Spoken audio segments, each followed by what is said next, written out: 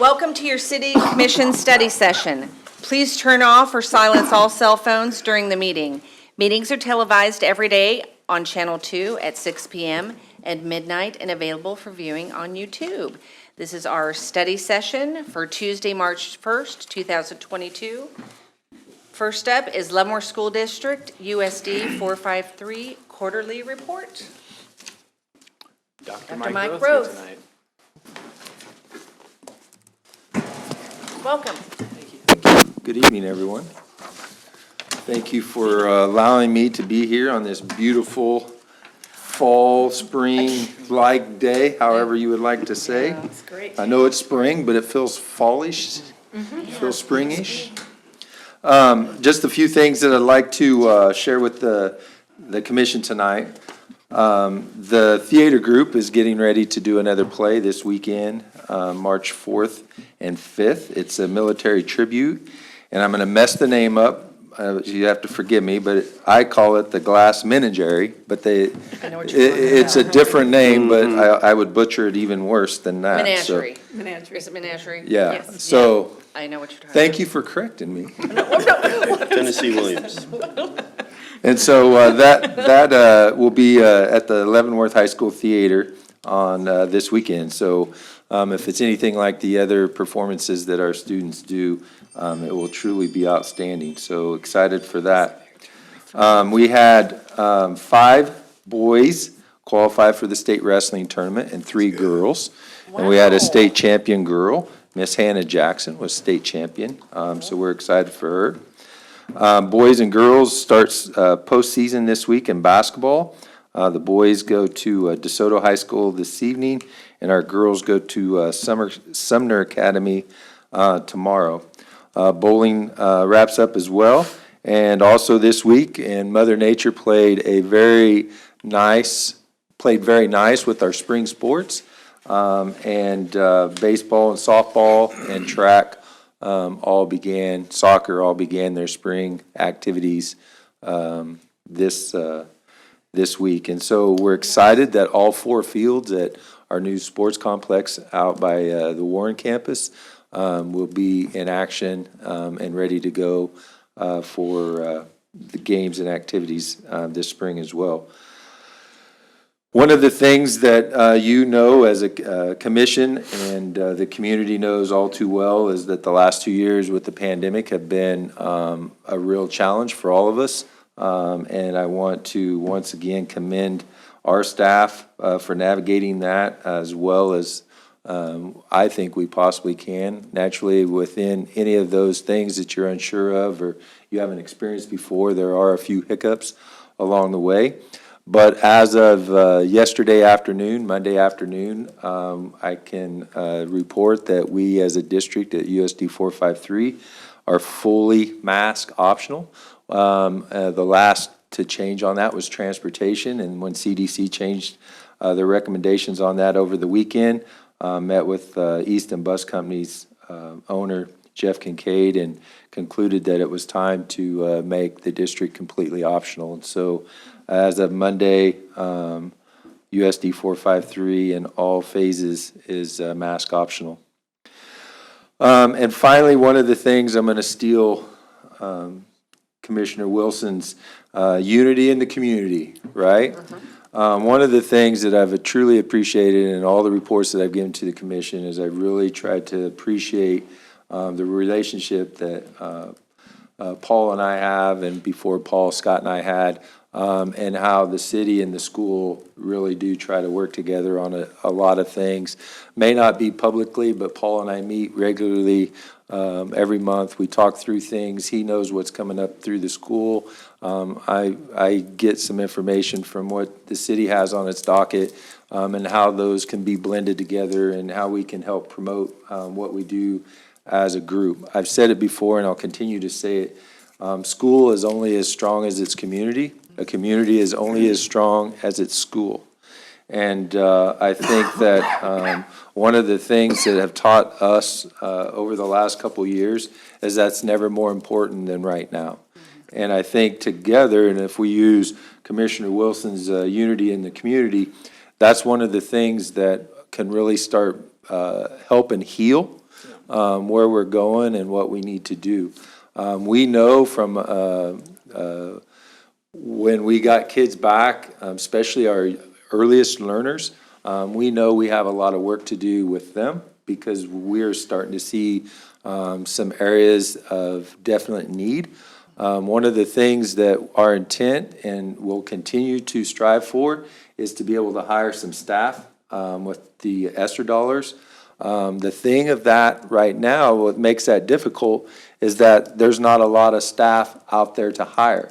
And every district, even in the eastern Kansas side, which is where we're at currently, is struggling with filling positions, not only teaching positions, but classified positions, administrative positions, and it makes it more difficult to be able to do that. So when we talk about Commissioner Wilson's unity in the community, we need that help. We need people to volunteer to be volunteers in the schools. We need people to step up and be substitute teachers, substitute cooks, substitute bus drivers, whatever you can do, and it doesn't have to be full-time.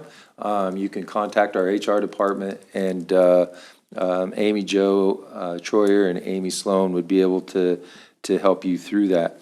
And then anything that you would want to know on an instructional side of things, if you go to usd453.org, go to instructional resources and technology, you will find a high majority of the things that you would want to see in schools, some things that you could question about our schools, and the steps to be able to question those as you see fit.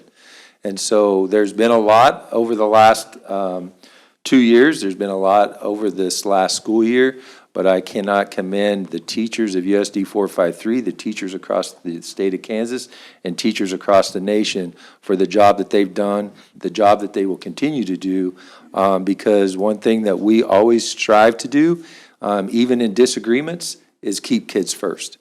And so with that, I would be happy to take any questions that the commission may have of me. Any questions? How many positions are you looking to fill? So that's a great question because it fluctuates so much, but we're probably 30 to 40 classified positions that we continually try to hire. We will probably be looking at, and Ms. Sloan is already out at different universities and colleges doing recruiting fairs. So we're hiring staff, knowing that we'll probably replace anywhere between 35 and 50 certified teachers, either through retirement, relocation, or teachers or principals moving on to different districts. Okay, thanks. Are you working with the Fort and their transition program? Matter of fact, we just hired, or offered, I shouldn't say hired, we just offered a contract to a military spouse that moved in to be a part of our teaching and learning team.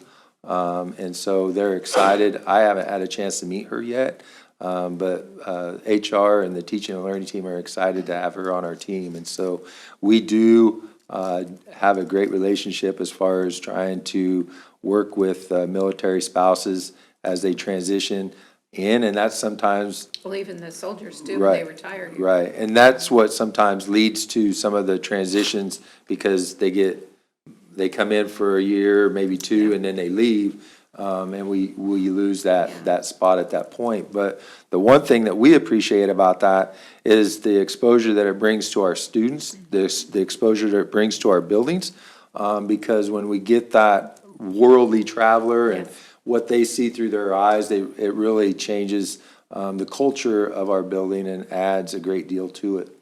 It's true. We used to see that in the hospital with nurses, the same thing. They would come in and bring all kinds of new ideas and new procedures that really helped our community. So I can see the same thing happen with the teachers. What a great program that spouses program is. Anything else? No, Dr. Mike Roth, I think you do a great job. I do want to do a little input. I had the opportunity, I was invited the other day to the fourth graders class at Henry Leavenworth, just to ask questions about how it is to be the mayor, or do I get stressed out? And You don't, do you? Never. And but no, they were such a great class, and met the principal, and had a really good time. I had never got to do that before. with the kids and even being in that school. And then also, tomorrow is Reading Across America. Yes. So I know I'm going to be involved with that at David Brewer School. Are you, you're going to do that? Are you guys, any of you doing Reading Across America? But, well, it's isn't it Dr. Seuss's birthday? It is. Okay. So I think, what is it? Is it kindergarten, first grade? Well, some of the buildings do, like with the Early Childhood Center, they would do something possibly on a different day. And then each one of the elementaries, most of the times it's 1 through 4, so they'll Yeah. have people read in all the grades, grade level books. It doesn't necessarily, it's Dr. Seuss's birthday, Right. but that's what drives Reading Across America, but that's not necessarily the books that will be chosen Sure, within. Right, Yeah. sure, yeah. I And knew so, that, yeah. it'll be grades 1 through 4, yes. Okay. So Yeah, no. it's a great program. Yeah, I think it is too. It's fun. So, no, that's Yeah, it. the Thank kids you. and the staff enjoy this week as well as any, because they get to see new adults come in and read, and it's exciting for them. And then it also brings a little bit of the community into our district as well, so we're It's fun excited. for us too. It is. You know, you don't realize, I always thought I had a lot of energy, but you forget what it's like to be a kindergartner, first grader. And, I love teachers. I commend them. Those kids are all over the place. And I was like, I can't see, they're So- like jumping beans. And it's just like, I was yeah, in the building the other day, actually it was today, and a kid goes, "Are you the president?" I said, "I could be." There you go. Anyway, Yeah, thank you so much. thank you. Thank you for all that you do as well. Thank you. Thank you, Mike. Okay. Next up is Main Street 2021 Annual Report. And we have Wendy Scheid and And I brought Marlene my Marshall. assistant, Marlene Marshall, and I was gonna say, this is basically our office okay. here. So, we thank you for taking the time, and I know you've probably looked over the PowerPoint, so if there's anything during a slide or whatever, just let us know what you have a question about. Okay. All right. Let's see. Have you all met Marley? Had a Yeah. chance to meet Marley? Marley's everywhere. All right. Well, she's going to jump in, especially on her promotions, because she does the majority of those and really likes that. So, late in 2020, during the pandemic and most of 2021, we really beefed up our promotions and frequency of those activities because we knew it was really important to provide events that draw the customers directly into those merchants. So, they needed customers, and the customers needed products, and so anyway, that was what we'll continue to do, is really focus on doing the activities. So we bring fun and exploration, live music, events, prizes, shopping, and dining to the downtown. You want to comment on any of those? Nope. Next slide. Now it's my turn. My name is Marley Marshall. I am Wendy's assistant. I've been with Main Street now just shy of 5 years. I have to say, from 5 years ago to today, we're doing promotions very, very differently. We came in just under 40 different events last year. Many of them are free to the community.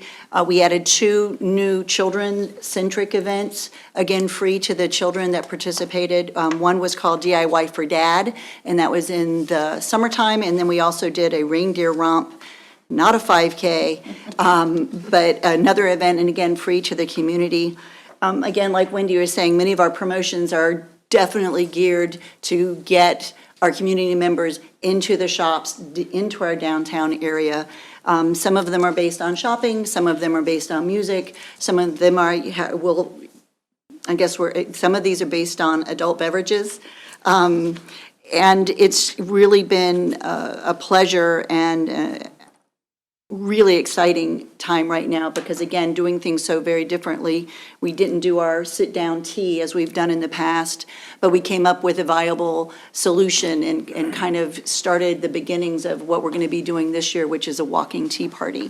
But other than that, we'll be talking about some other promotions and other events that we do downtown a little bit later. Sir? Do you keep track of tendons and such, so you can tell which ones are most effective? Yes, we do. So some of them, for example, are map-based. So our Build a Bouquet, it's only 175, because there are certain things that come at a cost to our businesses. So when we do our Build a Bouquet, for example, the idea is they get a map, and then they go to, this year we did 2 maps, but there are 21 different businesses represented, and the folks that are participating in that, they get a different flower at each business. So some of our things are very limited because of the cost that it involves to just have it available, because again, we want these to be either, in the Build a Bouquet is $5, they get a jar, and then they walk around and get a beautiful bouquet. But something like that, I know there was 175 folks. Our holiday open house is also map limited. We know we gave out 200 maps to that event, and that's 200 folks walking around downtown visiting upwards 24 different shops right off the bat. The concert series that we do, June, I think we clocked in at just under 500 folks for our June concert. Our July concert fell off a little bit because of the traveling and different things that happen in the summertime. But August is, say again? And rain. Oh, in the rain, that was, yeah, last year the rain kind of hampered it. But August bumps right back up again because we've got the new folks coming in from Post, and it's amazing how our military think it's such a quaint little town, and isn't this fun? It's a free concert, and we're ramping up some of those different things, so it's much more family-friendly than it's been in the past. So, and then for the other events, like the Spring Fling Bingo, or we did Rockin' Around the Christmas Tree, we keep tabs on that based by the little cards that they turn in. And that kind of gives us, those are very exciting, I think, because that gives us a feeling for actually how much money is spent downtown. So for example, our Leavenworth Main Street, or the $1,000 giveaway that we do it twice a year. One is called Christmas in July, and one is on Shop Small Saturday. And folks go around, as they purchase things, each ticket represents $20 that they have purchased at a shop. And we count those up and do a quick tally. So for a one day, usually in the summertime, it runs about $45,000 represented that's spent in one single day downtown. The Christmas one in Shop Small Saturday, which is in November, usually is in that $71,000 to $80,000 mark. So it's quite exciting to have some of those tangible numbers. And if you would like more detailed, we have it at the office, and we can get that to you too. But we do try to track as much as we can, because if something's not working, then why do it? We do know we have down month. January is a hard month across the board for activities and promotions. It's a hard month for businesses in general. But we know starting in February and March, and we're getting ready to really hit our stride with some of our Live After 5 events, because people are willing to get outside again. Kansas in weather is the hardest obstacle, I think, sometimes. We'll have some of those figures on some of those events later in the presentation. Yep. So there's many community benefits that's for the communities, especially for the city of Leavenworth. We feel like the Banner of Honor program that we do on the Delaware Streetscape is very beneficial. Marley's actually got a waiting list for next year, 20-some, I believe. So anyway, folks are getting used to that, and it really adds a lot. The American flags on Delaware we provide, and we have volunteers that put those up. The Veterans Day reception we weren't able to have last year because the bank wasn't wanting to host it, but we'll do that hopefully this year. And we have the public art, the mural on our building, the different passageway murals, and so we're getting ready to kick off some other things. The city has 2 appointed board members, and city staff participates in our Economic Vitality Committee, our Design and Promotions Committee. So I didn't provide any video this year, but we did the Fox 4 Zip Trip. I know Christy worked with the actual anchors as they came to town, but we worked early on, starting in June, with my ad rep, and Christy joined us.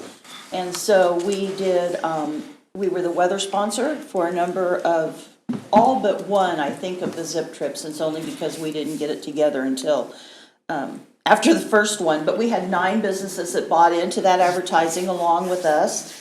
And so if you go to many of them, you can see that on their Facebook pages, and you can read the other locations that we advertise in. And, we do a lot of training with Main Street. Looking forward to this slide, please, ma'am. Oh. So real quickly, the banner of honor and the different flags you see around town, we actually have 52 slots available. We are going to be instituting a new way to rotate out. As Wendy said, I have 21 on the waiting list for 2022, 2023. So we just want to be able to honor as many veterans as we possibly can. I really believe that the enjoy the free parking signs have really added a lot to the different city parking lots around town. I think anytime you can add that splash of color, it really it makes for a very vibrant community. So some of our economic impact events, I apologize. Alive After 5 is once a month. That again it's based on getting people into shops. Everything we've done in the past 2 years has been trying to get people excited about staying downtown, not using Amazon as their knee-jerk reaction to supply needs, but to get them into the actual shops. So we've got, again, these are all economic impact, but I think they're also community builders. It gets people downtown, they walk around. Even if we have businesses that are not participating, you go from business A and business C that is, and then you've got a couple in between. So just by having people walking around downtown, they're reminded that yes, they can find just about anything they need in our business community, and within a 28-block radius. I mean, these are not New York City blocks. It's very easy to walk from one end of town to the other, and we really try to highlight that with any of our events that we do. One, I would like to draw attention to our business happy hour, and you all are more than cordially invited. That's something we do for our business investors, and pre-pandemic, we were doing them once a month. We didn't do them at all last year or the pandemic, the majority of the pandemic year. But now we're getting back into them, and we're going to start doing them once a quarter. And this is a way for us to get together. So many businesses are so busy running their businesses that they sometimes forget who are the other folks in the community. And for y'all to come would be a great way so that in one fell swoop, you get to see 15, 20, 30. We just hosted it at the Leavenworth Local, and we had 52 different business representatives there. What night's that on? So it is the second Tuesday but it's going to be the first month of the quarter. So the next one coming up is actually in April. It's that second Tuesday, and it's going to be at the Suburban. And we'll make sure that you guys get invited to that. What time? 5:30. 5:30 to 7. And we may move it up to 5. yeah, 'cause we We start know our it's meeting city at commission 6. meeting night. So, Yeah. oh, how ignorant am I? I apologize. I'm inviting you to something that you can't possibly attend. Lovely. Maybe you could tag in. But it is a great way for folks to meet each other and see each other, and that has been well received. We are adding an additional free summer concert tour to our schedule this year. The one in June is going to be exclusively sponsored by Mutual Savings Association. And because of that, so we didn't want to neglect our other sponsors, we're going to continue with one July, August, and into September. So I think September, with our summer concert finishing up, and it kind of leads into Camp Leavenworth, September is going to be a great month for music, so. Are there any questions up to this point about Do you have your programs? musical lined up set up? So, yes, sir, we do. So the first one in June is Killer Queen, which is a Queen tribute band. And they are also bringing a warm-up band called Saucy Jack. In July, we have the Box Turtles coming. They're kind of a rockabilly 80s band. I will say August, we are working on a couple different ideas. Right now, we probably are going to go with a very local band called Dating Sarah, and they're more of 70s, 80s country rock. And then we are having another local band in September called Southern Rain. With those concerts, what I think is really beautiful as well is that we then invite one of our Main Street investors to come and do the food. So in June, the Suburban will come out and do food. We've got Wild Cactus food truck is going to come out and do food. Pullman's Place is going to be doing the food in September, and so we have one more food vendor to fill. I will tell you, though, we work really hard trying to get a good variety of different bands. We try to work very hard to get our local bands.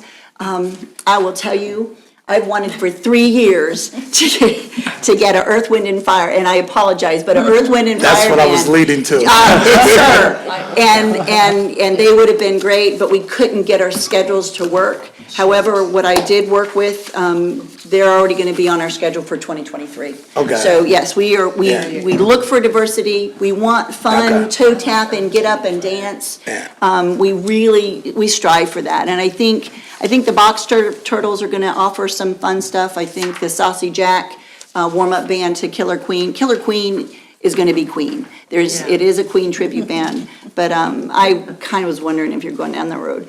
I've been working with James Diggs as well, trying to figure out a way to get in, because who doesn't love 70s Motown, right? Yeah. And but we also have another opportunity, our Live After Fives, our Live After Fives, starting in June. We have local musicians come out, and we are going to have a couple jazz musicians that are going to be out for that. So as you're walking around for a Live After Five, there'll be 6 or 7 different locations around town that will play music as well. Okay, and you also have Penny Black, they're local. Oh, yes, 100%. Yep, 100%.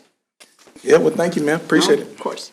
So to answer Ed's question on the Shop Small Saturday, which is the Saturday after Black Friday, we totaled 1,829 tickets, which equaled $45,755 spent within those 35 participating businesses. And so we actually count all those. And so you can imagine how much additional was spent on that day, being restaurants, because they usually are so busy they can't really do this. So anyway, that's one of those events that we track. So we did the Fox 4 Zip Trip advertising as the weather sponsor. The 9 businesses that sponsored a video are Tenpenny, Celtic Holsters, Queen's Pantry Tea, Leavenworth Local Hotel, Popcorn Pit Stop, Kansas Country Store, Versity Cheese Market, Karma, and Luigi's. And so if you go to any of their Facebooks, I would imagine they're on their Facebooks, and we can provide that if you'd like that. But that brought a lot of, Matt Stewart is great when he comes out from Fox 4, and he did most of the videos. And so then we had some of those businesses represented actually when Mark Alford and Melissa came out at the actual shoot. So anyway, it's always exciting, and it's a big impact on our budget, but we felt like it was important. So then our fabulous USD 453 provided Main Street bucks again to all of their employees, bus drivers, custodians, food service workers, teachers, paras. And so the merchants are more than over the top when that happens. And so they purchased 625 packets of $50 each. So that allowed everybody in the district to be able to go out, depending on what they needed to spend it on. Maybe it was a treat for the family out to dinner. Maybe it was Christmas gifts, or who knows what. But it's tremendous that they have done that, and a super infusion to the Main Street investors. I think Cindy on the left there, her face shows it all.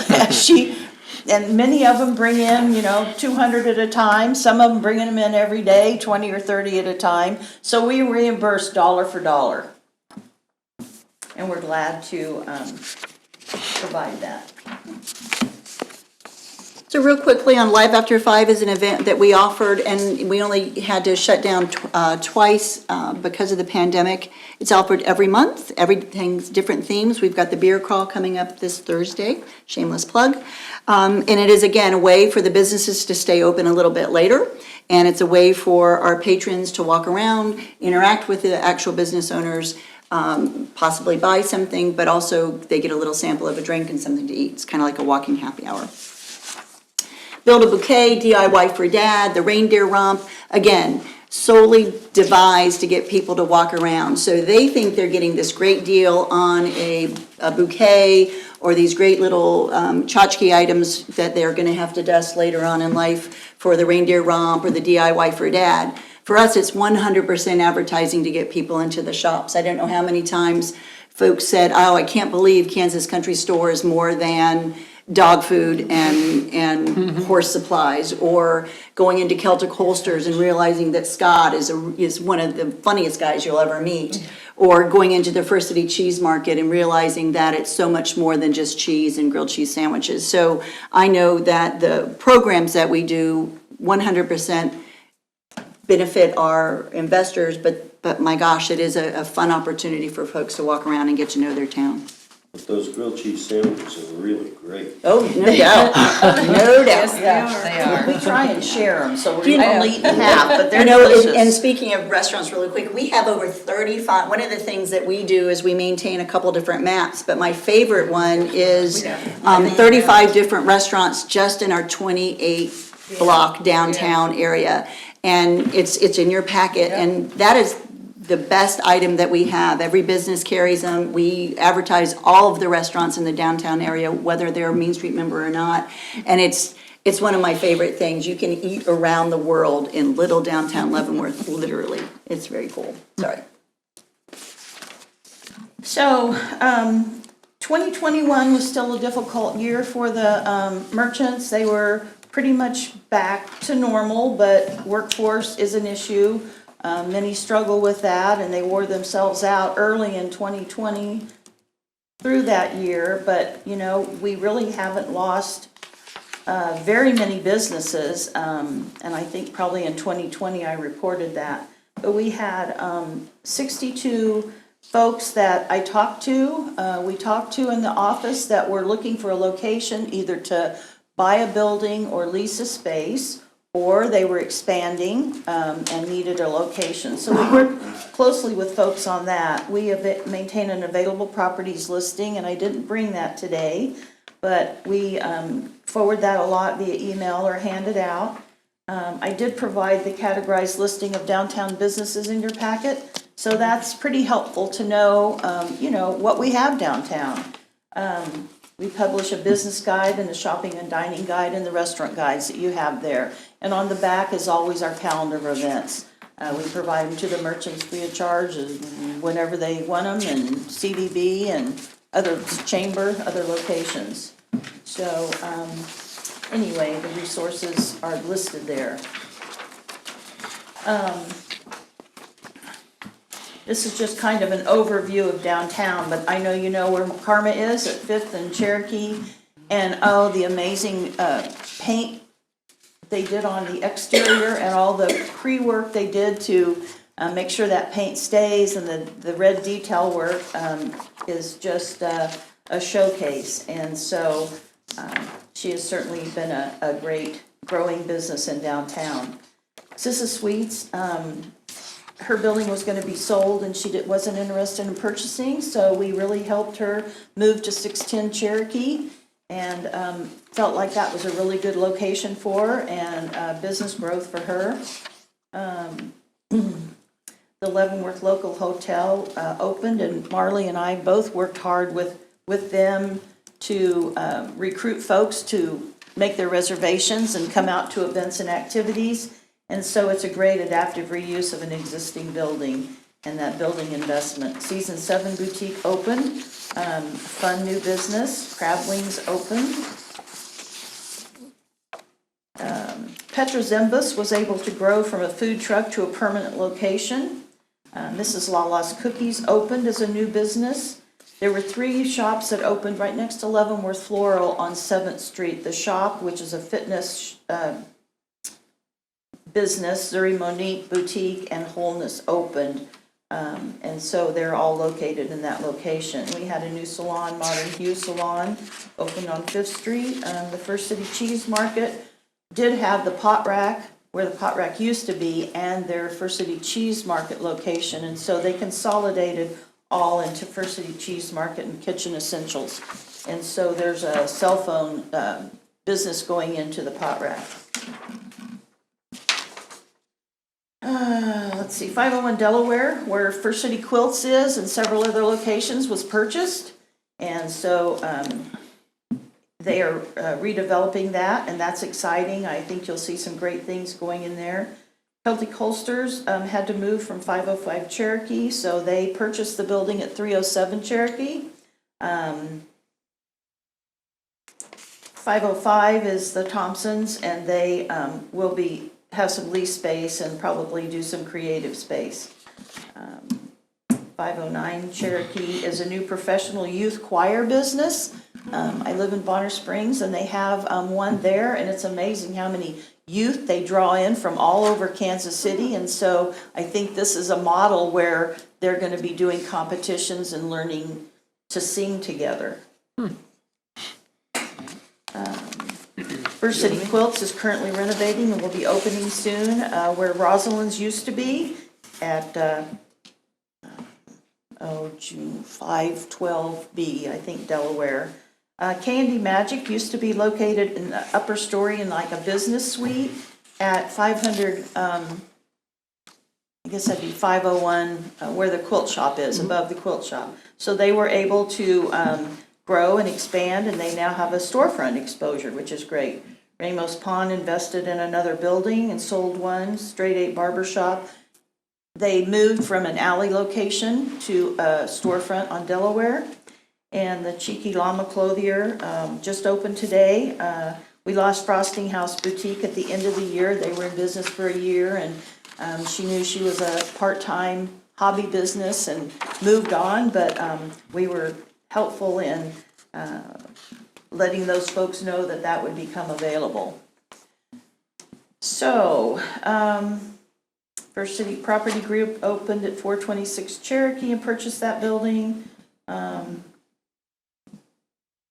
604 and 606 Cherokee is in the process of a new restaurant. It's got gorgeous equipment in it, and it will be a true asset once that comes to fruition.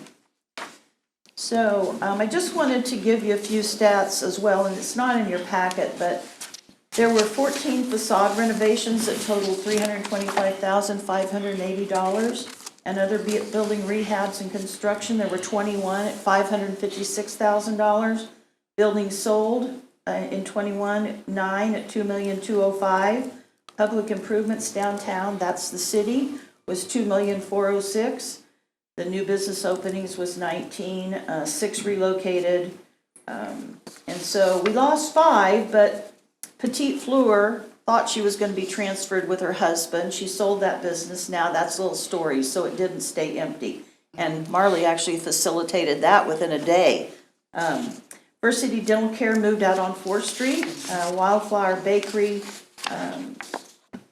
left, and Petra Zimbus, we made that connection as well. Kansas Embroidery is a home-based Leavenworth County business, but she still remains a Main Street investor and has a lot of businesses, their logos and all that she does the embroidery on. And First City Wine and Spirits, I believe, is locating on 4th Street. They left during the pandemic. So we had volunteer hours of over 11,583. And so the downtown investment was over 5.7 million. Thanks to the things you do, the things we do, the things that the small business owners do. This was our second annual First City Passageways, and we had 7 artists participate in that, a fun project, and hopefully you see all those different things. So there's about 15 of them out there now. It's taking an obscure door or window and letting the artist create what they want with the approval of the building owner. A few more of them. I don't think, you didn't do one this year. That kind of fell through. Yeah. No, it fell through. The building That fell was, through. I'm not sure. I did the first one. I'll do one again if it's open, open to me. Yep. I think this is you. Oh, yes. We've talked about many of these things already, and I don't need to beat that horse. But we did have a breakout of the Christmas in July, sir, Mr. Hingula. And then there's also a breakout of the stuff you're stocking. And that just kind of gives you an idea of participation. And because of how those items are turned into us, we're able to kind of track some of that monetary benefit. And again, the DIY for Dad and the Reindeer Romp are the two new activities that are very child-centric. And that was good fun. We had over 100 participants for the Reindeer Romp. And then DIY for Dad was a little bit slower kickoff, but it was the first year. We came in at about 48 families that did that. So I anticipate those to grow as we continue to do them. Something else that we did that I haven't talked about earlier was the Festival of Trees. And that was just, again, getting businesses excited, start the holiday decorating process, and we encouraged, we had a map and folks walked around, and again, it didn't cost anything to do. It was just a fun awareness. It's amazing what people will do when you give them a map and they feel like they have purpose. So the Festival of Trees, I think, was great fun to have as many people participate in that this year as we have. Question, Sure. how many youth participated in the DIY? So we had 48 families. I gave out 48 maps. That was the first year we've done it, and we learned a lot from it. Initially, that one had a cost to it of like $3, and that's when we decided that we were not going to be offering events that our children had to pay for. So what we learned from that, we kind of turned into our Reindeer Romp, and that is 100% sponsored by our promotion dollars and then the businesses. And this year we are taking it one step further. But again, the idea was they would walk around, and for DIY for Dad, they made a gift for the father. One place they made a card, one place they decorated a gift bag, one place they did a handprint memory decoration. They made a leather a key fob. The Reindeer Romp, very similar. It was all reindeer centric. They got antlers, they made reindeer food, they did Grinch repellent, those kind of things. But again, what I liked about this and what was really magical, especially as we were convincing, yes, it's really free. Yes, please just come. Yes, you need, just so you know where to go, you need the map. There's a little bit of control there so they know where to go. But it was good fun, and the smiles, and even into that latter part of December, we had folks coming in saying, thank you. That was a great way to kick off the season with our children. Stuff you're stocking is another, just a prize-based, shop. You spend money, you win money. And we'll be doing different themes across the board.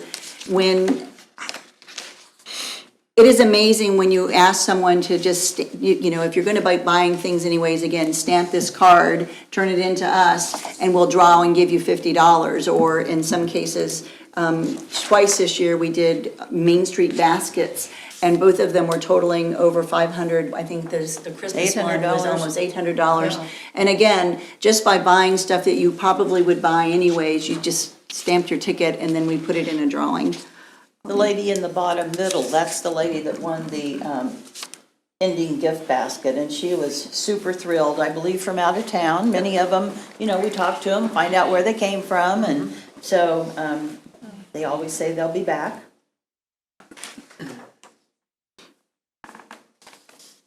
Or is it still me? Well, you may Oh, have talked about but it. we have talked about these, I think, enough. This is January 2021 who won. Okay, for the, So some of the events we do offers our businesses to get in on the action. So in January, we did a chili cook-off, and it was voted on by the different people that participated. So that's what this slide is representing, our top 3 winners from the chili cook-off. And most of the time, the merchants, or the hosts, they don't really win anything, but in the chili and soup cook-off, the attendees vote, like Marley said, and then they win Main Street bucks or dollars, I can't remember. But anyway, they're winners. To get cash. Yep. Bragging rights. Yep. And bragging rights, yes, sir. Yep. The 4-point approach was established by the National Trust, and the Main Street Center, National Main Street Center follows that. We follow that as well. So we know that it's proven. I think most of you are too young to remember urban renewal. Do you remember that, Nancy? Yep. And so it took out a lot of historic structures, and so it's always ongoing, and downtown is fluid, but we really try hard to keep the occupancy up. It's generally at 93%. And so we host these events, and we are the pulse on downtown to know who has something available and who doesn't. So our investor data, I gave you a little background from the amount of investors we have, business investors. And so we were over our budget in 2021, certainly grew from 2020. Our Friends of Main Street grew, nonprofits grew. Our institutional investors are our banks. They pay a higher amount. And then the government is obviously you all. And so we have some reciprocal members.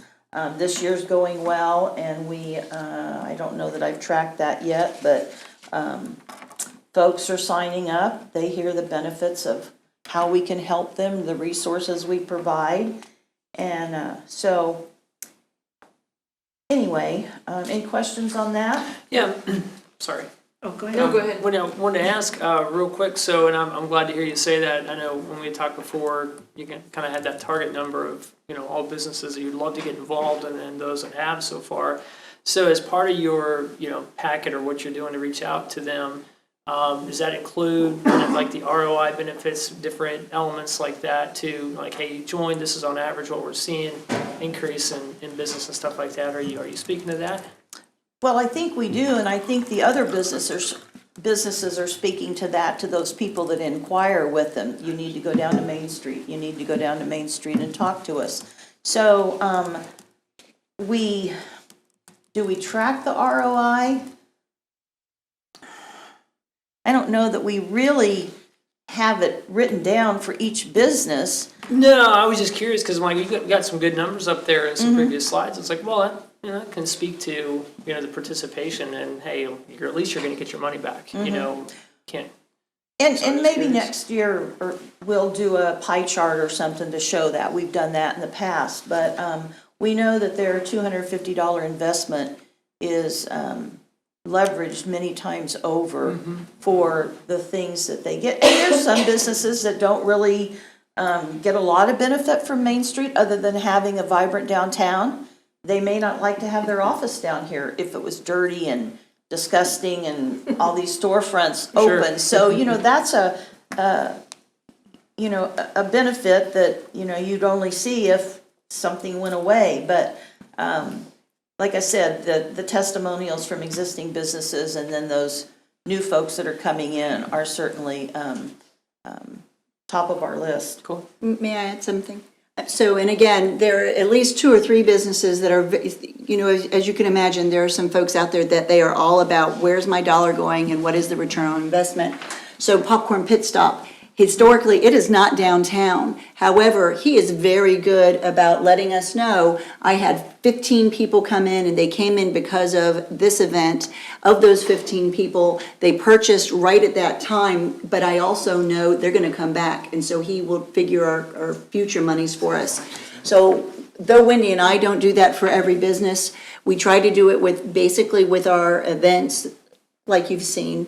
But I think when we get that information from Popcorn Pit Stop or Platinum Automotive, we share that with our investors. We share that with folks that are coming in, because we do get those folks that come in and go, what's in it for me? This is a lot of money. Because our small businesses, they are working on a budget. Everybody knows that. So what is my $22 a month going to get you? Well, we can share very, very quickly what $22 a month can get you. And for some folks, just being on the map and having some basic advertising, you can't beat it with a stick. Sure. For some folks, again, it's just the exposure is worth it. But once they get over that sticker shock of how much it costs to run a business, I think that's when we start to really see the benefit, and they come in and they give us those pieces of information so that we can track them, we can keep track of it in that regard. But we don't physically have the time to do that cost analysis for every business. But we love it when our investors come back and said, this is what this did for me, and then we share it very quickly. And we had two excuse me. Did you say Platinum Automotive? Yes. And they're way down there. at the end of Lansing. Not the south end of Leavenworth, of Lansing, but You should talk to Matt. When he first started coming, and he was looking at ways to promote his business from Lansing all the way, because he knew that he was missing a lot of traffic from folks that work on post that live in Lansing. So he started advertising with us. He sponsored a summer concert, and he's one of the guys that if you go into a shop, he can pull it, because he's not shy. How'd you hear about us? Main Street, excellent. The concert, excellent. And then he can tell you, especially that year that he was doing a summer concert series, he will knock it out for you to let you know, yeah, I had 4 new families come in, they each had 2 cars, and he can tell you exactly what his money spent. And they're still members, and they're still investing, and they don't quite do the summer concerts any longer, but Vanessa is very good coming down for Build a Bouquet, or the Safe Trick or Treat, which is another one of our free events, and because they just want to be a part of the community. So, but yeah, we have quite a few businesses that are outside of our historical downtown, and it is really exciting to be able to reach out and be a part of their business growth as well. Sorry, Wendy. So, I have one slide that I didn't include in it, but, I wanted to let you know that in 2021, we started with a budget of $175,895, and we always adjust accordingly, generally down, depending on revenue. And obviously, in 2021, revenues were somewhat down from our fundraising opportunities. But anyway, in 2020, we ended up with a $136,600 budget, a little bit more in 2021 because of PPP, because of some of the benefits that Kansas Main Street afforded us and some of the money. So that equals out to a 3.86 return on investment for the city, or 386%. So from year 32,000, that's what it ends up, and we thank you for that. So we know there's several large buildings, the 600 Cherokee Club Venom building that the city's working on an RFP through the land bank. The building known as the Lee's Furniture Building is sold, and so I haven't been able to catch up with those owners, but it's a big, beautiful building that's been really well maintained. So we know that something cool is going to go in that. That is the Sadix building that's really well maintained. I better go back to the northwest corner of 5th and Cherokee. So, we continue to work with developers. I would imagine the city is too. And, we're confident that something's going to happen with that. The flooring has been taken out and, some other things, but it's got a great potential. Just for clarification, since someone is taking notes, the Lee's building has not sold, is that correct? Yes. It's Sadix building that was sold. Sadix sold, yes. I got ahead of myself. Yes, ma'am. And then the 501 Delaware, where the quilt shop is now, that will be pretty amazing too when that comes through. So, but he is closed on that. We have many resources that we gain knowledge from, and the Department of Commerce has been very helpful this year. Kansas Main Street works directly with them. Okay. And so all of those other entities we work with. The large billboards. We did a large billboard on 4th Street. Hopefully you saw it, by the Abels Field, and it's still up, although we haven't renewed it. We don't have the funds to renew it. But anyway, we worked with Christy on that, and so that went up early November, and we were hoping for the holiday season. I think it really helped.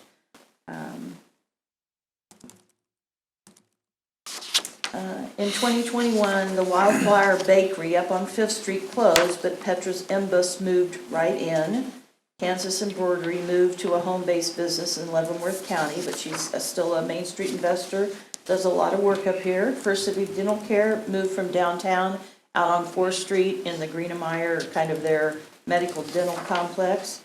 Petite Floor, as I mentioned, sold the business to Little Stories Boutique, and that's still in business. And Jenny's Antiques closed because he retired. All in all, a pretty good year. If you don't know, we have an incentive Without Walls program through Kansas Main Street, through the Department of Commerce. It's money that we retain at the Leavenworth Main Street office. It's a revolving fund. So we have $377,000 that has revolved in downtown. Generally, those revolving loans they're 0% interest, anywhere from $5,000 up to $20,000 is the max. And so we have a myriad of those. If they buy a building, that can act as their match. And so that helps out. We're gap funding just like everything else is. But that's been revolving for quite a while. Any questions on that?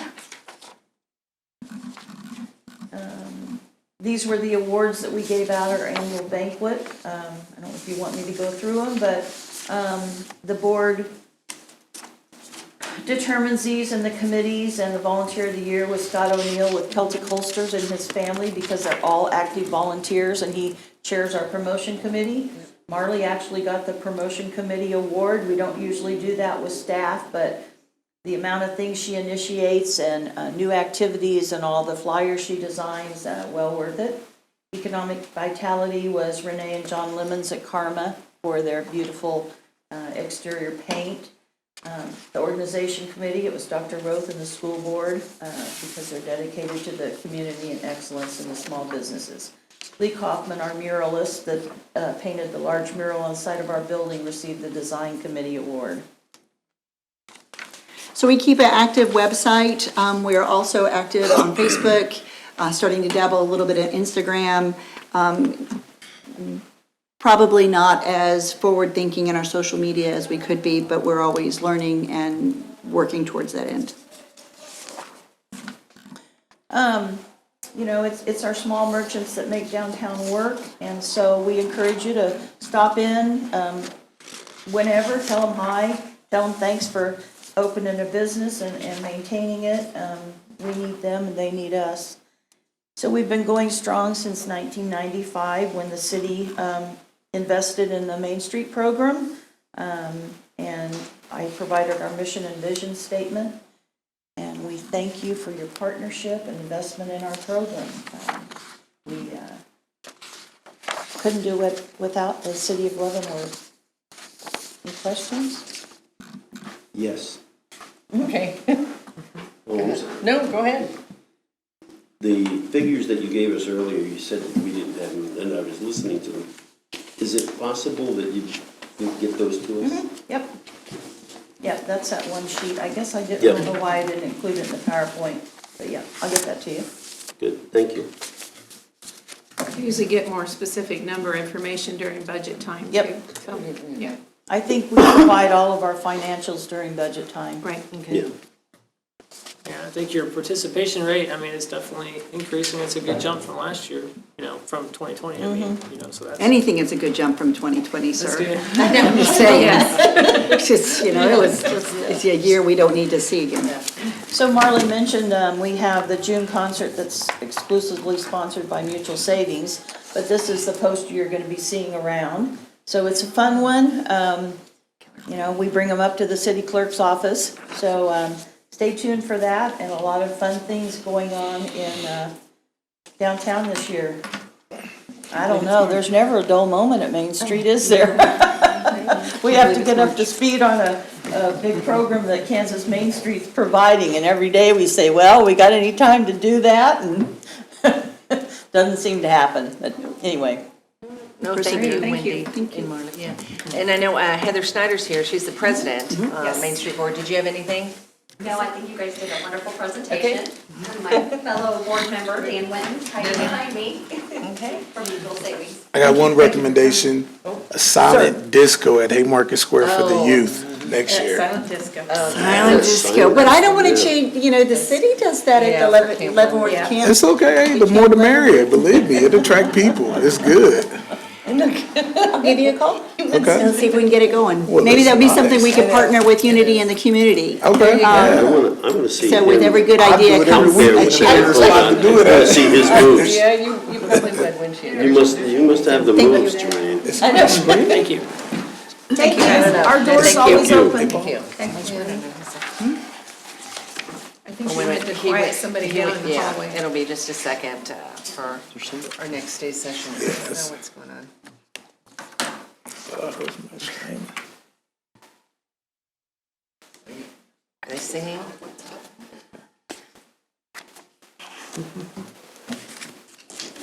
Wow. Hold on.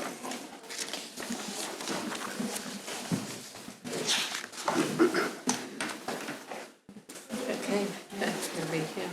It'll be just a minute. We'll do the police department. Just take a 2000 5-minute break. 5-minute break? You can, yep, let's do 5 minutes. I can do that. I need to 7:05.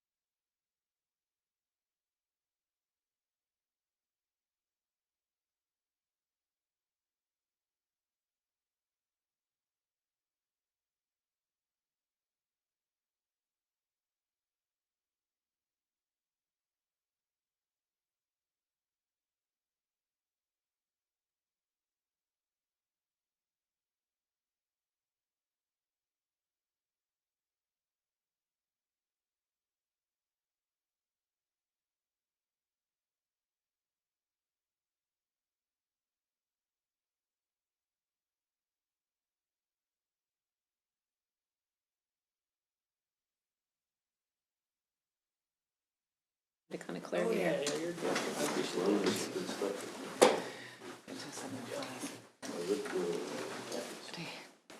Did you get a good picture of him?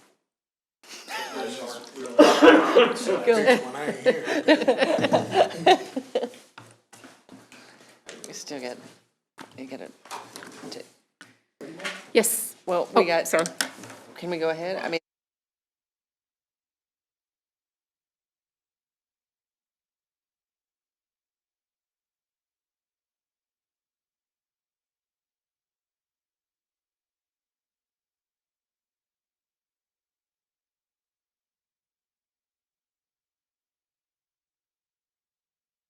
Events relating to crime and public safety from the police department's perspective for last year. We've been doing this report for many years. Before we begin the conversation, I'll have a little bit of a preamble, one of which is that the police department collects a ton of data. Every day, we collect data about crime, who's committing crime, where, when, how. And so I'm not able to put all of it in one report because it would be the size of a couple of phone books, be very difficult to follow and discern. The other part of it is, as vital as this information is, it is only half of the equation. Just as important as all this data is, and it's valuable and we use it, as important to me is how people feel about this community, whether they feel safe. That's a little bit harder to quantify and to measure. And to do that, we do that throughout the year as we engage with the community and as we talk to people and as we're out visiting. How they feel is as important to whatever data that you see here this evening. And I often tell people, if you were the victim of a crime last year, these numbers don't mean anything to you. They may say some positive things, and I think they do. But if you're a victim of a crime, they're not really relevant. They have less bearing. People don't feel as safe. It's personal. And so we gauge that as much as we also gauge metrics and data and information, okay? So as we start our conversation about what happened last year, just please keep that in mind. This is only some of it that we use to measure our performance and how we're doing, okay? So let's start off just a little bit. This is an organizational chart. There are 61 sworn police officer positions at the Leavenworth Police Department that serve in a variety of functions, most of which are either police officers or police detectives serving to either respond to calls for service or investigate crimes. But there's a lot of support staff. There's about 22 civilians, dispatchers and evidence, animal control staff that do a variety of roles at the organization, okay? This is a general message that I have. After the presentation and questions that we have this evening, tomorrow morning we will publish this report on all of our social media and websites, and the public can have access to it anytime and look and view and ask questions and that sort of thing. So this is just my cover sheet about that. So let's start with talking about staffing. As I indicated, we have 61 sworn police officer positions. We have 8 vacancies at the police department. Just like other law enforcement agencies all across the country, we are struggling to attract and retain police officers. We have a lot of data about who's coming and applying for the police department. We keep data about why they leave. But if you were to, for example, review any law enforcement agency all across the country, you would find that we're comparable to that. Everybody is struggling to get people to come into the profession and retain. We've started to see a little bit of a trend upward in terms of people leaving the law enforcement profession over into the civilian world. Those numbers have ticked up a little bit. And so in terms of paying attention to the organization, those are things that we focus on. If you look over to the left, one of the things that we talk a little about is longevity. You see the big blue piece of pie that represents 40%? Yeah. That means 40% of the police officers have less than 2 years of experience. Now, what we get is enthusiasm and we get highly motivated, but we get occasional mistakes, and it takes us a little while to get them on the right path in terms of that. It takes a couple years really to learn how to do the job well. So this bald spot is a reflection of that. It gets bigger every year. I think I say that every year, but I think every year it's a little bit bigger. I'm struggling to, maybe I might just go on over to the other side. We do have a lot of young kids that are enthusiastic and highly motivated. It just occasionally they make a mistake out of that. And so in terms of our attention to the group of patrol officers, we pay a lot of attention to that. Make sure they have the right level of guidance when they're out there making decisions, because what they do is important. But then we have, a good mix of folks that have been here for 10, 12, 15, 20 years. And then the oldest person down there, and me, I have one single slice of pie at 32 years. So that's me. And then the other side over there is our dispatching longevity, and so we're doing pretty good with that. We're generally fairly stable with that group, with that work group. So that's sort of a representation of staffing at the police department in terms of longevity, who's been there, and that sort of thing. Our budget is reflected here.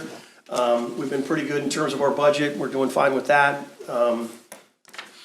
Community engagement is an enormous component of what we do. So for obvious reasons during COVID and that sort of thing, we were a little bit less able to go out and schedule events and that sort of thing. But We did have the opportunity on the great occasion, especially in the latter half of last year, to start doing things. This was, we entertained a group of Daisy Troop Girl Scouts from Fort Leavenworth. They came down to the police department for a little while.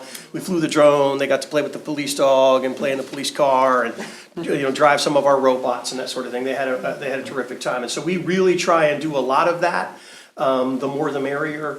We're starting to, it appears, come to the end of all the restrictions and that sort of thing. So we really feel like we're going to pick back up and schedule a lot of things.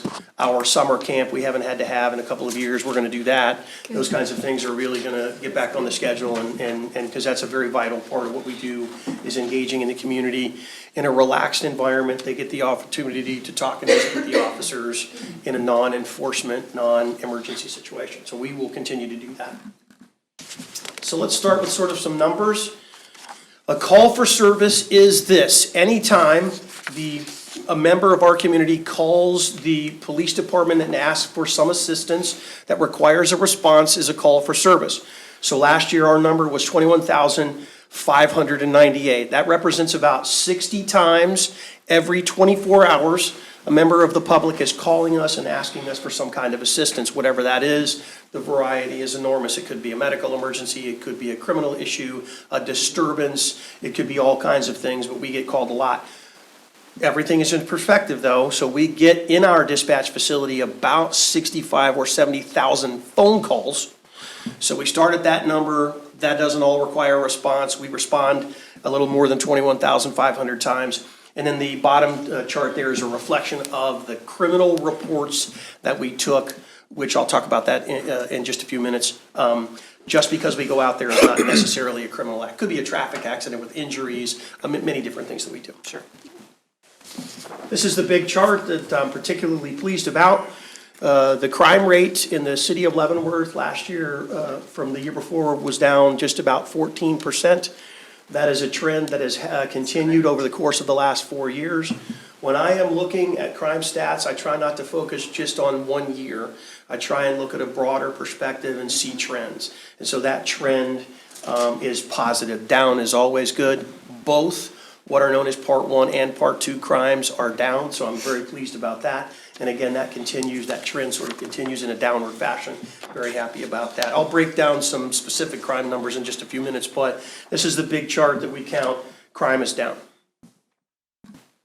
Again, we keep a bunch of different data about crime, where it happens, when it happens, and that sort of thing. On the left is a map of the city of Leavenworth, but contained in there are our patrol districts, and contained within the districts are the zones. See, we break it down, almost block by block. And so as you start to see the correlating data on the right-hand side, we start to talk about some crimes that have happened, where they happened. For example, Area 1 is the northeast part of the community. That's the smallest district we have in the community because it seemingly is the busiest occasionally. So we like that response time to be a little bit shorter if there's an event that takes place there. And you can kind of see the correlating crimes that are happening in that area. And then you kind of go through the community and kind of see where things happen. Okay? But again, I'll talk about specific crimes in just a minute here, but we start to see a little bit of data going in.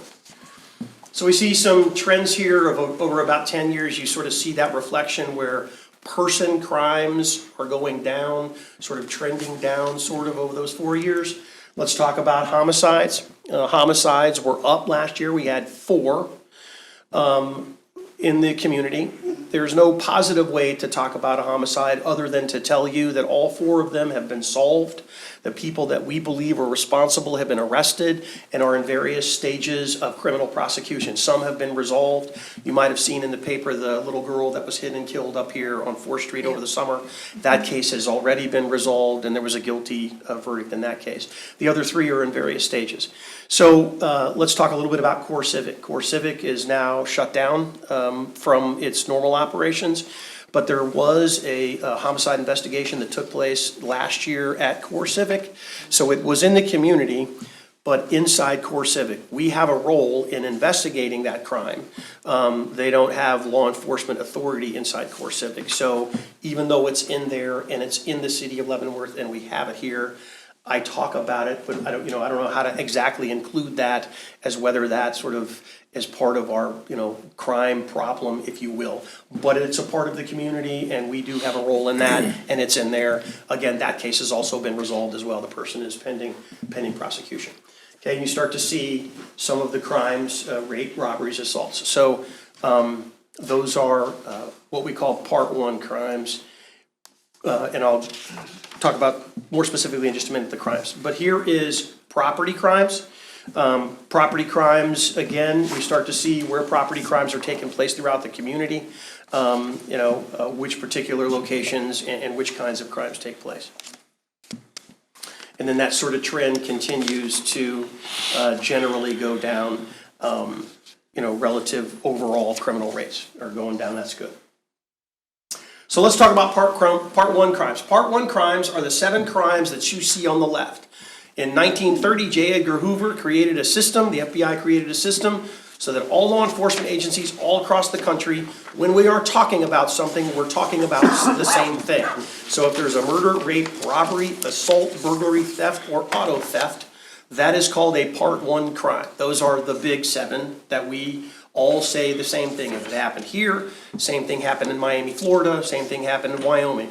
All of the information that we have all goes to the FBI so that the FBI can create national statistics, but sometimes the laws are different in states. So we created this system. So as you can see here, Part 1 crimes on the left, those numbers have gone down fairly significantly over the course of the last 4 years, whereas the previous 5 or 6 years it was sort of trending up. If you pay attention to the national conversation, you will see very much the same thing. You'll see a lot of conversation about the crime rate going down generally, but we all have a concern about violent crime. And in our particular case, murders and that sort of thing are kind of creeping up. And we're sort of relative to those conversations all across the country. But these numbers going down and fairly significantly are a pretty positive step forward. I'm liking those numbers. Clearances. And so clearance means there was a crime that took place. We have identified who they are. We have presented information to the prosecutor's office for prosecution. Not whether they're guilty or not guilty, that's a different measure, but we've identified who it is and we've presented that information. So Part 1 crimes, we're at about 50%. I'd like to see that number get back up to the middle 50s, maybe 60%. That's sort of a target that we try and get. And that is dependent on the case. Do we have witness cooperation? Do we have evidence? Do we have things that can help us solve cases? Sometimes it gets a little difficult. So if I would want to see some improvement, we're going to focus on improving our clearance rates in terms of the Part 1 stuff. Part 2 crimes. Part 2 crimes is everything else. That's not Part 1 crimes. That's thrown into this big giant category. Generally speaking, it's what we would call, sort of in layman terms, victimless crimes, although there's not really that, but it's like we arrested someone for possession of drugs or a weapons violation. Just the act of what they're doing is illegal, and so that's kind of a different category of crime, right? And so those numbers are down too, as you see that in the data that's reflected there. Clearance rates, it's a little higher. We're able to clear some of those are lower level. I would tell you that I think that this number is going to go up. And continue probably to go up because of the camera situation. There are cameras everywhere. That stuff that you see about you're on camera, a dozen times a day, and that sort of thing is very true. And so whereas 10 years ago we would have, say, a theft or a burglary or something like that with no idea what to do, now we're seeing a lot of video where they have Ring doorbell cameras and all of those things. Those are incredibly helpful, helps us start somewhere.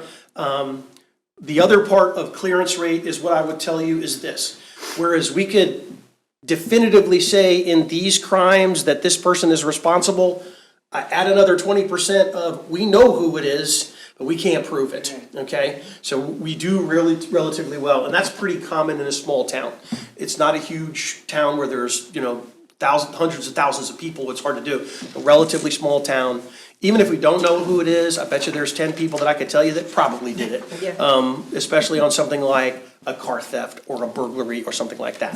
Just simply because of experience and information that we've had in our professional lives as police officers. Overall clearance rate stands at about 60%, so 6 out of 10 crimes we're able to solve, identify who it is, and see that they're prosecuted successfully.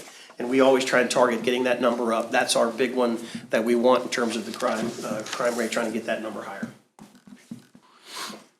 One of the big things that we do that we pay particular attention to is responding to a mental health call. This is some level of I'm a threat to myself or I'm a threat to somebody else in the community. And so typically people will call us. We are thankfully down over the course of the last few years. I think that's a reflection of the recognition by the state legislature and local officials about the infrastructure having problems. And so funding, we've seen funding improve. And so when the infrastructure improves, we can go out relatively safely and get the person and get them into custody where they're not a danger. It's then those next steps after that where we're seeing to it that they're getting back on track in terms of their mental health, medicine, services, that sort of thing. When those services are not available, it's either jail or the hospital, and that is not a remedy for the problem, okay? But once every 3 days or so, once every about 2.5 days, we're going on a mental health call. Typically, it's substance abuse, alcohol. Very often it's armed, threatening to commit suicide, those kinds of things, which are incredibly dangerous. It requires a lot of officers to go and safely remedy. And so when we have one of these, we give it quite a bit of attention because it's a really, really critical part of public safety, keeping people safe from those kinds of things, okay? That's good to hear. Our detective division, here's some numbers about our detective division. They handled just a little over about 650 cases where they were given a case that was reported that needed some detective investigation. Go out and find witnesses, canvass the neighborhood, get video, fingerprints, those kinds of things. And we were able to clear about half of those in terms of prosecution. And that's pretty good in terms of sometimes we just don't have any idea who committed the crime. It's really difficult to get there. Arrests. Let's talk about that. So we made just about 1,382 arrests of adult offenders last year for all kinds of crimes that you can think of. And then we arrested about a little more than 100 juvenile offenders. That's somebody between the age of 10 and 17 that's committed some level of crime or is a status offense like they ran away. And they're, misbehaving at school, something like that, truancy, that sort of thing. So you might have seen the juvenile detention facility closed. That was a hiccup for us. If we have an offender that's a juvenile that commits a serious crime that we all agree needs to be incarcerated before they see the judge, we are now transporting those kids to the Wyandotte County Detention Facility. And so that's a little bit of a logistical issue for us that we're dealing with. Fortunately, that doesn't happen very often, probably 5 to 10 times a year at the most. Most of these things are relatively minor, shoplifting at Walmart or something like that a kid gets caught at. Here's some arrests by area. We break that down again, age, gender, race, where, when, how. This is sort of a reflection. If you would give some latitude to Area 2, Area 2 is where the Justice Center is. A lot of times people turn themselves in or they're taken to jail for something else and they happen to have an arrest warrant, so we actually technically make the arrest there, so it looks a little out of sorts. The northeast part of our community and the south part of town is typically where most of our activity is. Occasionally when we're arresting somebody, it gets a little rough out there for the police. We get punched a little bit, spit on, kicked, bitten by folks once in a while. So they're all tough. They're just fine. They have the proper tools to overcome that. But it does get a little rough out there once in a while. Domestic cases. Of all the things we do, we spend an enormous amount of time on domestic violence cases. Again, these numbers are down, and that's good. But we're at about 2.5 domestic violence calls every 24 hours. Where we are going to a domestic violence call. Those are oftentimes also dangerous. There's impairment, there's violence, and we need to go. We're required by law to make an arrest, which we do every time, almost because the law requires it. There's no wiggle room for that. So you see, we do a lot of that. That number going down is beneficial to all of us. We really have to keep doing better at domestic violence cases, so I'm happy about those numbers being down pretty good.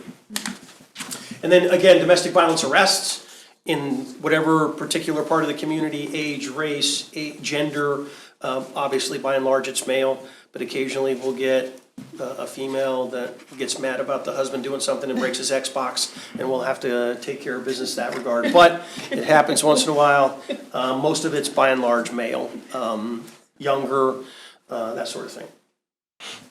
Narcotics enforcement.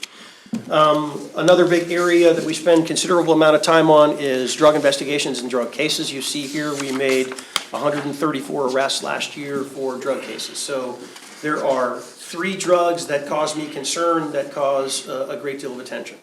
Heroin is one, methamphetamine is one, and fentanyl is the other. The trouble that we're having now is mixing the 2 or 3 of those together, and experimenting with those drugs can very often be deadly. We've had some fatal overdoses in our community recently with some fairly young people.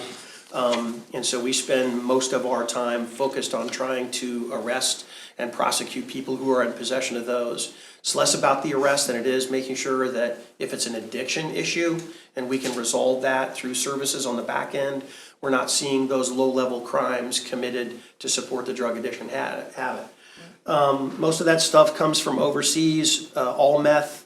Almost all of it comes here from Mexico. It gets smuggled through the border and makes its way into the United States and gets distributed. Almost no one makes meth in the United States anymore. It's too dangerous. It's too expensive. They can do it down there. Fentanyl is a very powerful pain medication, most often used for pain management on cancer. It is being manufactured illegally south of the border as well and making its way here. Some of the ingredients though are coming from China. And so it's more of an international problem, international and local problem. Ultimately it ends up here with what we have are people overdosing and that sort of thing. Very dangerous and very deadly combinations of those things are really, you'll see that here and you'll see that all across the country, and we spend a lot of time. We've really upgraded our posture and taken a very hard-line approach. We have asked the county attorney's office to prosecute people if we can determine who gave a person a drug and that person passed away as a result of the overdose. We're asking for criminal charges to be filed. We've done a couple of those. We went to trial once and the jury found the person not guilty. And so we're going to continue to maintain that posture because we want to try and deter that as much as we can. We did not get the jury to agree with us in that particular case. It was a fairly clear case. They just, for some reason, decided I think the general sense from everybody was that it's a personal issue. You're taking drugs, and if that happens, the person giving it to you is, in that particular case, was found not guilty. So that was a little bit of a setback, but we'll continue that posture to try and take a very hard line approach on that sort of thing, because that's where we make progress in law enforcement, is the people selling and distributing. That's where we want those kinds of things. We don't do a whole lot of seizures anymore. People just don't like that, and so we don't really do that anymore in terms of taking cars and houses and money. We didn't do a lot of that anyway, but that's sort of gone away. Traffic accidents. We still go to a lot of traffic accidents. I would encourage my citizens to pay particular attention to their driving habits. Let's work on that together and get better. We had a little more than 400 traffic accidents last year, and then 140 of them resulted in injury. 26 were alcohol related, and we had at least one instance where it was a fatality. And so we really have been trying as desperately as we can to get the impaired drivers off of the roadway. So that's how many citations we wrote last year. The word citation can mean a couple of things. I can cite you because your dog was running at large, okay? But we'll talk about traffic citations in just, I think the next slide here. So traffic citations are there. We wrote just about 2,000 traffic tickets last year, most of which for major violations. That's about 5.5 every 24 hours. We're writing tickets. We provide all of the information about age, race, and gender on the traffic stop, so there's no question about, what the ratios are. If people have questions, they can look for themselves and ask us questions and debate that about that sort of thing. Total traffic accident locations, so we provide this for a variety of reasons. Walmart continues to be the high accident location. The one on the left is Walmart. Please keep in mind, a lot of those are in the parking lot where people are backing into each other. And so it's not necessarily like the intersection. Now later on, about halfway through, you see 10th Avenue and Eisenhower has 12, at the intersection right there. So collectively, Walmart got some problems in terms of accidents and accident location. That's where we spend a lot of our time. And then 4th and Eisenhower, 10th Avenue and Limit, the big intersections is typically normal where we see a lot of traffic. There's a lot of accidents, okay? We continue to hammer away at impaired driving. We made 91 arrests for DUI last year for people that were impaired. Again, we had 26 accidents that resulted in, that were alcohol related. Again, one that was a fatality for a young lady, which was a terrible tragedy. So here's professional standards investigations. This is the behavior of the officers. Okay, occasionally someone gets a little upset with the way we behave ourselves. If you look on the right-hand side, the number 7 is how many that's a citizen came down and complained about us. The officer was rude to me, he cursed at me, or she cursed at me, or did something that I don't like, so I'm gonna complain about that. And then there were 6 occasions that I have those mixed up. 7 from inside the police department, 6 from outside. The ones inside the police department are supervisors going, hey, you didn't do something correctly. For example, I gave an officer a day off without pay for not paying attention to the driving responsibilities of a police officer and wrecking their car, causing damage. So we gave her some time at home to reflect on driving. And then those are other kinds of things that happen within the police department. So we take it very seriously. When a person complains, we go through the process. The body-worn camera stuff that we have is absolutely invaluable in helping me decide whether we're behaving ourselves appropriately or not. I can just go to the tape and watch it, and there's usually 2 or 3 different views, and it's very helpful. So occasionally an officer misbehaves and we take action. Most of the time our officers are doing pretty well out there, behaving pretty well. And so this is some stuff that we talk about. We get bias-based policing. If a person come down and says the reason why you're taking action is because of the color of my skin or religion or gender, we track those separately. We report that separately to the state. Use of force filed by the officers. If an officer during the course of an arrest has to use force, they're required to do a separate police report, and I see all of those. We review all of those on the camera to make sure that they're acting appropriately. So about 7 out of 100 times that we make an arrest, we're using force on somebody. The force is generally very low level. I'll show you that number, I'll show you that here. So 73 of the, whatever that was, 120 times was a little bit of muscling technique. They're pulling away, they don't really want to go to jail, but they don't, it's that low level stuff, maybe an arm bar, something like that. We tasered 4 people last year of the roughly 1,400 that we arrest. That's pretty good. Occasionally a person's just not wanting to go to jail, so we got to work it out, and they have to go to jail. So a taser 4 times out of that's pretty good. Anytime an officer displays their weapon at somebody for any reason, they're required to let me know that. I want to know why we're doing that, and it better be done appropriately. And we did that 43 times last year. And you might have seen the incident that we had here a couple weeks ago, the officer-involved shooting. That's still under review. Those things are investigated by a variety. The police department, the KBI, everybody's looking at those kinds of things for a very good reason. Those are obviously very dangerous. And then we break it all down by gender and race. If people have questions about that, who we're arresting, why we're arresting, that sort of thing, and whether we use force on that. We have a bomb unit. They go out about once every other month. We are a federally funded unit supported by the FBI that is part of a region. So occasionally we go somewhere else and help different communities. They find a pipe bomb somewhere or some sort of old ordinance, or somebody's goofing around with enhanced fireworks, something like that. Occasionally the team has to go down and be on standby at a KU basketball game because there's a need to do that occasionally. But we're part of a regional. They get to go to Anniston, Alabama a bunch, but that's all funded by the federal government and supported by the feds. And we take care of the personnel costs associated with that. Fire calls processed by our dispatch. Just a little more than 3,000 times the fire department went out. A large majority of those are medical calls. They go to help the EMS staff that we are kept out of that. Animal control. The star of the police department is the Leavenworth Animal Control. That is a very good example of sort of quasi-public-private partnership. We have an excellent working relationship with Laws and the Hope Clinic. And so last year, we had a total of 990 animals come through the facility. We euthanized a total of 12. That is a 1% ratio. That is exceptional. It hardly doesn't get better than that. All of those were instances where the court ordered the animal put down because of dangerous behavior, or the animal was critically ill or sick and not recoverable. But very often, we have an animal that's injured, Laws will take it and pay for it, and it really benefits to the taxpayers. We adopted 332 out to members of the community for forever homes, and we had 220 were taken by rescues that deal specifically with breeds. They'll take a particular breed because that's what they specialize in, and then they can adopt them out wherever. And so, very happy about their performance. Again, there's some reflections in terms of that. And we did do 228 wildlife, the occasional possum or something like that. We had a hoarding case this year. I think they seized 28 birds. You know, that's the kind of thing once in a while that they'll have down there. You go down, you never know where you're gonna walk into down there. Goats, all kinds of crazy stuff down there. 45 people had bite cases where a dog bit a person or something like that. We wrote a bunch of tickets.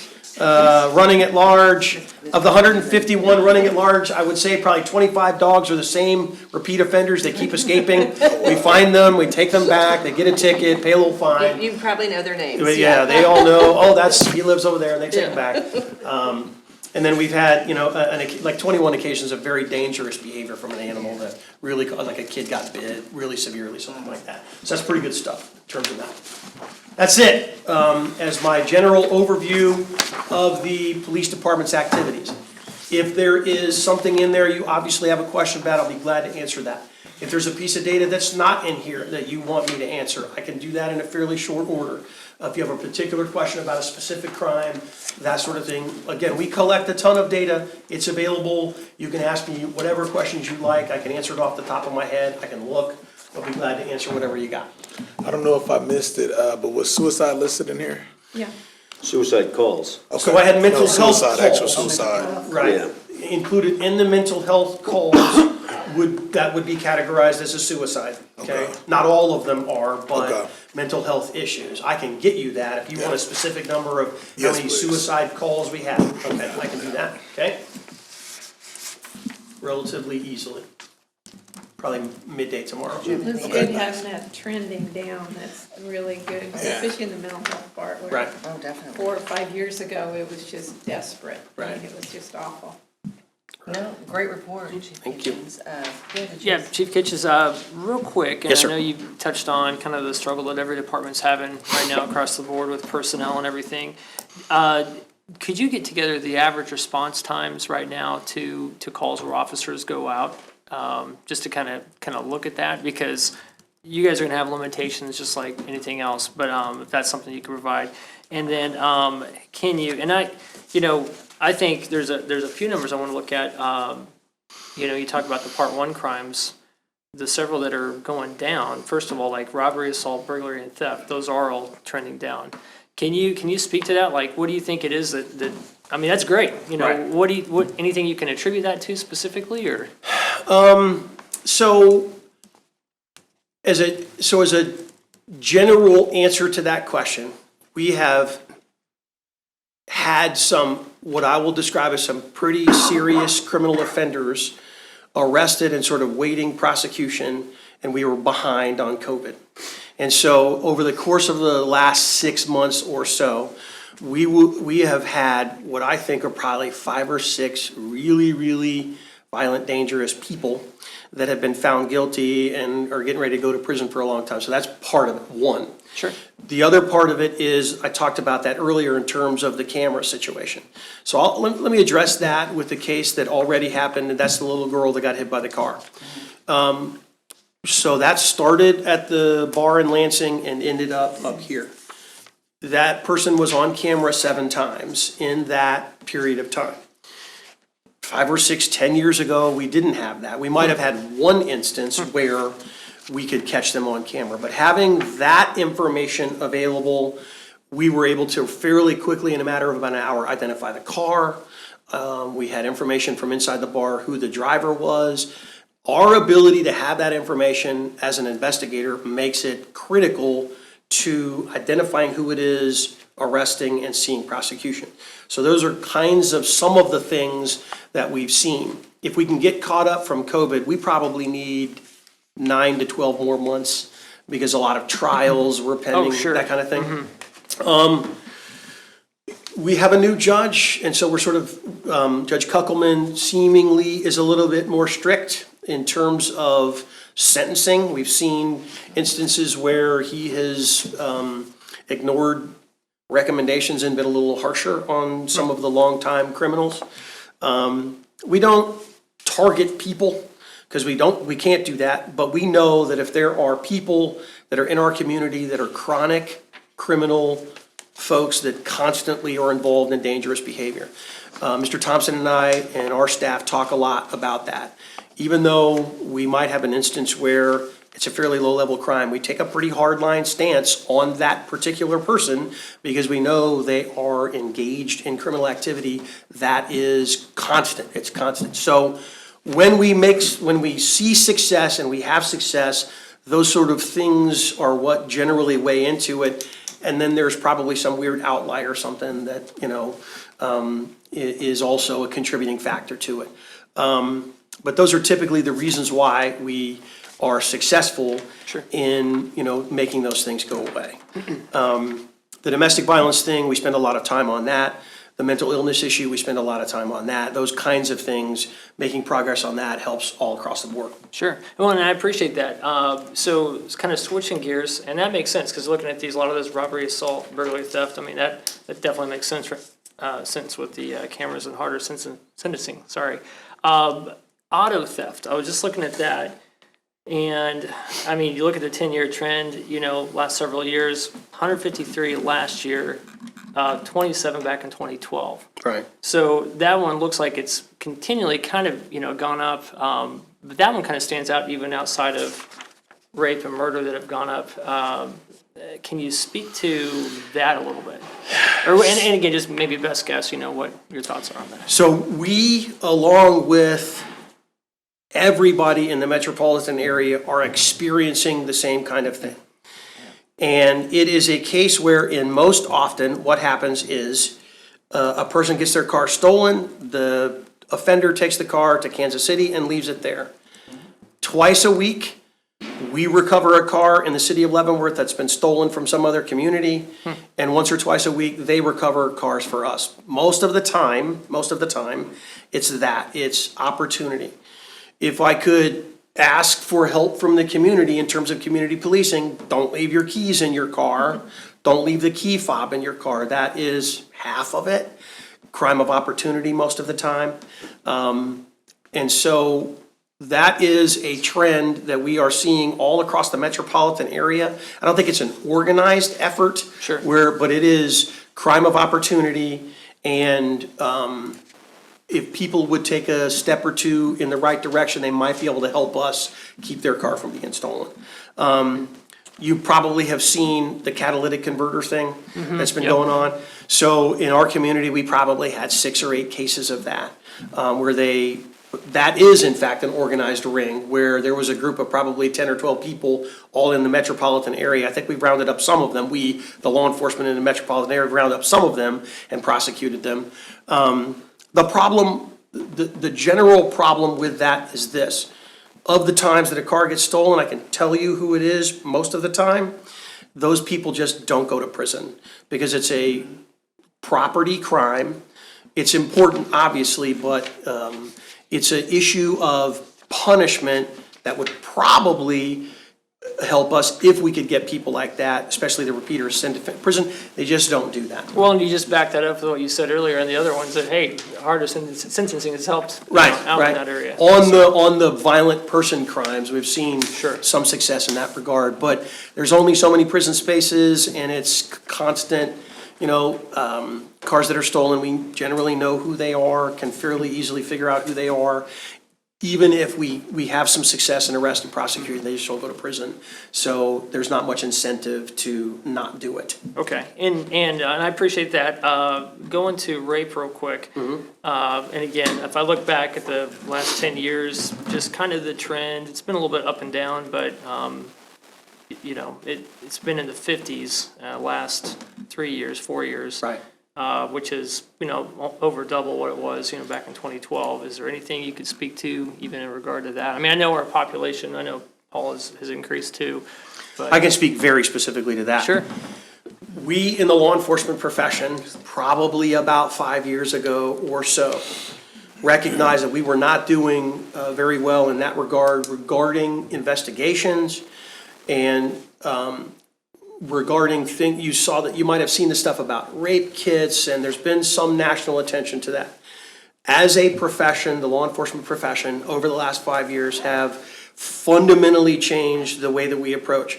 We have been hammering away the message of reporting. I don't think that the number of crimes have changed. I think the reporting has changed.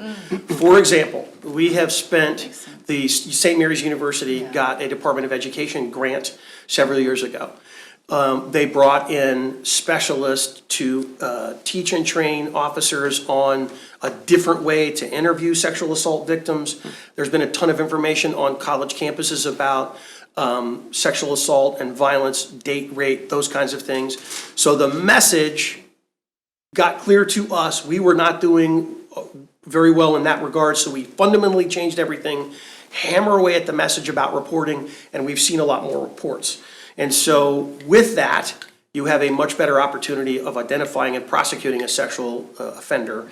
And so I think that is a reflection of those numbers, because that correlates with that time frame where we really changed the way we do. Well, that makes sense. I mean, that's a different story than the numbers, you know what I mean? So I think that's good to talk about that, and it shows more progress than anything, I think. Right, each of our officers and detectives spent 2 full days at St. Mary's with different specialists teaching about training, about informed trauma interviews. There's a whole section, and so we've partnered with them, and it's been terrific.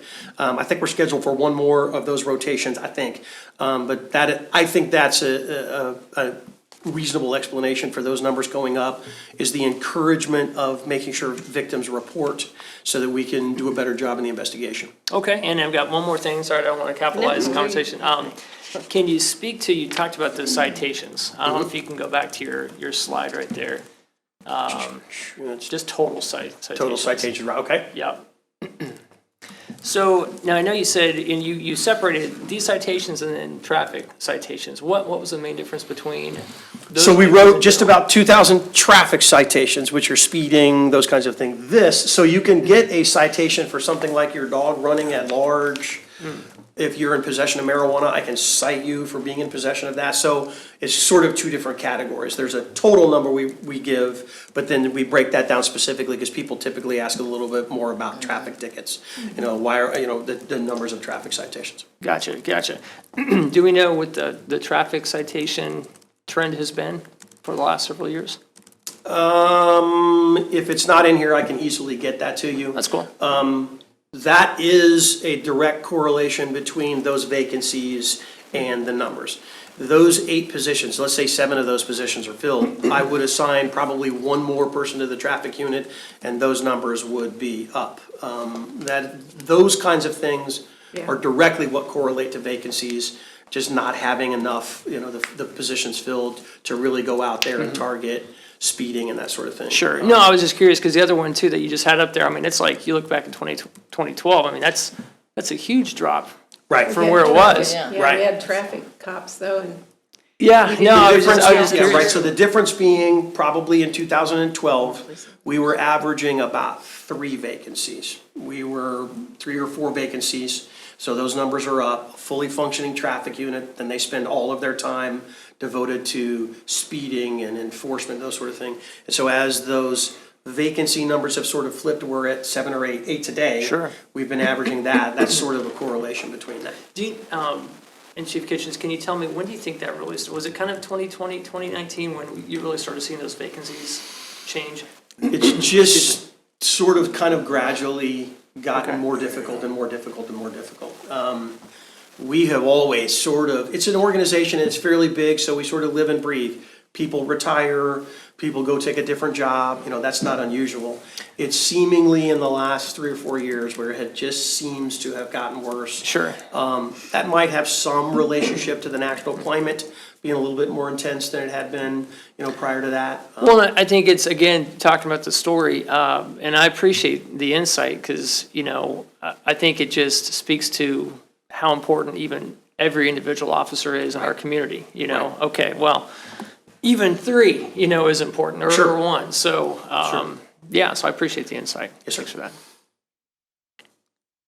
Anything else? Anything else? So I owe suicide calls and response times, right? Yeah. Got it, okay. That's it. All right, anything Thank else? you. Yes, ma'am, thank you. Yeah, thank you. Thank you. Great report, yeah.